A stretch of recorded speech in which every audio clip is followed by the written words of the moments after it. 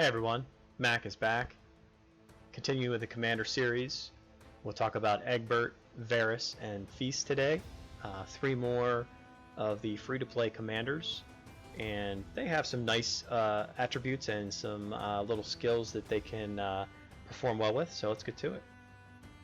First commander we're going to talk about is the little boy Egbert here, and when it comes to rebel leaders, your first thought is going to say absolutely not, and the reason you're going to say that is because none of his skills do damage. He doesn't have much damage other than like this Raven's Missive, which is deals additional damage to target every 5 attacks, reducing their strategy. Like, that's the only thing he does, and his base damage is almost 4,000. It's really not that much. However, I have come to tell you that there is one specific way that you're going to use him, and you're going to use him with Enzo, and you're going to take actually a lot of times either have Gene in there or sometimes not.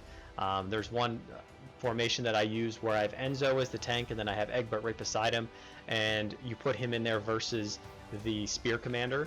So the Spear is actually countering Enzo, so he's doing a lot of damage to him, but his message from a carrier is actually a damage reduction skill that will help Enzo live. Actually, just Enzo get a bunch of damage and then just be really low in health, proccing him, and he'll be doing really, really well. So he does have value when it comes to that. When it comes to the army, if you're a bow enthusiast, then the bow, here he has a 50% attack, bowman attack. So that's really good. Plus, you do have some total defense in there, and of course, you don't care about the fortification. So, I mean, that's really, really good there if you're a bow commander. So you're going to want that in there. It's maybe there are some that are awakened bow commanders that you have instead, but that's a really good one in there to have as well. He is not awakened, so we're not going to talk about that. We're going to go to the tavern, and in the tavern, he has leadership. So you're going to want to try to get him decently high, because that leadership is going to help that army size and that rally size. He takes desserts, which we've talked about on previous videos, that desserts are highly sought after. So he'll be one of the he'll be a tough one to be able to get really high, because you're going to be using a lot of desserts for other commanders that have combat right and friendship. Leadership. So, but you're still going to want to get him. You see, I have a 49. I'm trying to get him up to even higher. I'm trying to get him over 50, which I will here eventually. But yeah, definitely upgrade him. In the training grounds, he's all but useless in there. I mean, it's nice to have the damage reduction in there. He actually can be decent for like Weirwood Memories. There's some levels in there you could use him for if you really wanted to. But in here, or even I think even some of the Night King commanders that you have to go through at the end of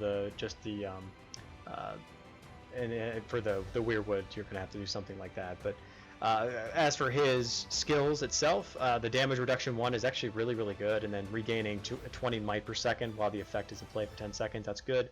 Doing the extra damage here is nice, since he doesn't do a whole lot of damage. You can see his health is 32,000, so that's decent as well. Even though especially for a support commander, usually support commanders are a lot less health, and obviously a little more defense too. The Sharp Eyes adds 27,000 point damage reduction to allies who are using skills, and then it lasts 5 seconds, and it triggers once every 15 seconds. So that's really good too. So they get their first skill off, and they get almost a 30,000 damage reduction there, and it'll last for 5 seconds. But it only could trigger every 15. So once that goes off after 5 seconds, then you have to wait another 10 seconds for the next time for it to proc, which can be devastating at that point. And he adds 10 might recovery to all allies too, which is nice to help them get their ability off. So his skills actually are not too bad for depending on what you're going to use them for. And like I said, the biggest place you're going to use him is either rebel leaders or fighting with an all-bow army. Next up is Varys. And with Varys, and when it comes to the rebel leaders, he is worthless. He's a 0. You're not going to use him. Doesn't do enough damage. His health is mediocre. He's an area attack. He's more of a support. It says area attack, but he's more of a support type commander than he is anything else, and you don't need that support when it comes to rebel leaders. As for his army skills, he has spear attack, and that is it. He's one of those free-to-play commanders that you're going to get gold early because of the research speed of 25% that you're going to want. He's good for a free-to-play spearman backline because of the spear attack only. But, I mean, if you're running that type of formation for free-to-play, then you might want to do that. It might be worth it. He doesn't have Awakening, but let's go to the Tavern. And Varys in the Tavern has 2-star leadership, which is something that you're going to want to upgrade. Probably not a priority for most players who have a lot of commanders, because he takes desserts, and desserts are just so sought after by a lot of the commanders. So it's going to probably take you a while to get him decently high with that regard. He does throw in some nice little aptitude and finance, of which a lot of stars there, which is nice, but you're really looking for the leadership and combat rate, and he really only has a couple leadership. And when it comes to the training grounds, he's as worthless to there as he is with the rebel leaders, just because, you know, his health is still kind of on the lower side for what he'd be used for, and the only way you would really want to use him is if he had really good skills. So looking at his skills, the Widow's Blood is a lethal scarlet colored poison, which deals 10,000, almost 11,000 damage to targets in a round area and reduces their might by 1,621. So the damage is actually really good, and it's in a round area, so it can be multiple targets, so that's really good. And then he reduces their might by over 1,600, and that's incredible as well, to kind of stop them from proccing their skills. So this Widow's Blood is very, very good for that. Now we get to the Spider's Web, and attacks have a 15% chance of reducing the target's attack by, so it's attack reduction basically almost of 5,000 for 5 seconds. So that's not bad. Again, more support than anything else. He does a 15% chance of recovering 50 might when attacks, I guess when getting attacked or when attacking. So that's not bad either. So you can try to get this Widow's Blood off faster, and then adds 150 to strategy, which is more defense. So you really don't want him to get attacked, even though his defense is a little bit higher. So he's really not that good. He's more of a support kind of guy. He has his uses. When the research speed is good, and that's really it for this point. I don't know what the awakening skills are going to be.